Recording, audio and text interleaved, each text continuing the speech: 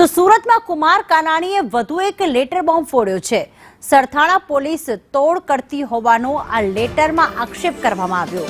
કુમાર કાનાણીએ મુખ્યમંત્રીને પત્ર લખ્યો છે અને આ રજૂઆત કરી છે કે સરથાણા પોલીસ એ તોડ કરે છે।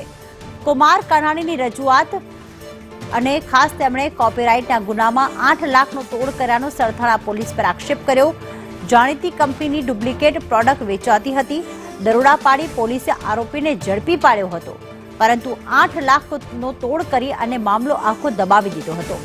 20 લાખનો માલ જપ્ત કરી 3 લાખનો બતાવ્યાનો પણ પોલીસ પર આક્ષેપ કરવામાં આવ્યો છે। એફઆઈઆરમાંથી 2 વ્યક્તિના નામ પણ ગાયબ કરી નાખવામાં આવ્યા હતા। 8 થી 10 પોલીસ કર્મીઓ દ્વારા આ દરોડા પાડવામાં આવ્યા હતા, જેમાં પોલીસ કર્મીઓ સામે કાર્યવાહીની માંગ કુમાર કાનાણી દ્વારા કરવામાં આવી। આઝમ અમારી સાથે જોડાઈ ગયા છે।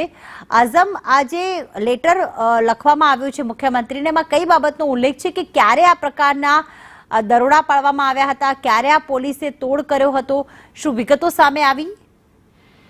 આખો મામલો છે ચોંકાવવાનો એના માટે છે કારણ કે જે સોનાની દાણચોરીની વાત હતી તેની બાદ હવે બીજો એક તોડકાંડ સામે આવ્યો છે અને એ સરથાણા પોલીસનો જે સરથાણા પોલીસ સ્ટેશનની હદ વિસ્તારના અંદર આ બાબતે તોડ થયો હતો, જેનો સીએમને ફરિયાદ કરવામાં આવી છે અને આ ધારાસભ્ય દ્વારા એક લેટર બોમ્બ તરીકે ફરિયાદ કરવામાં આવી છે અને સરથાણા પોલીસે જે કોપીરાઇટનો ગુનો કર્યો હતો એના 8 લાખનો તોડ કર્યો છે। રૂપિયા 20 લાખથી વધુનો માલ હતો, તેને સગેવગે કરી દેવામાં આવ્યો હતો।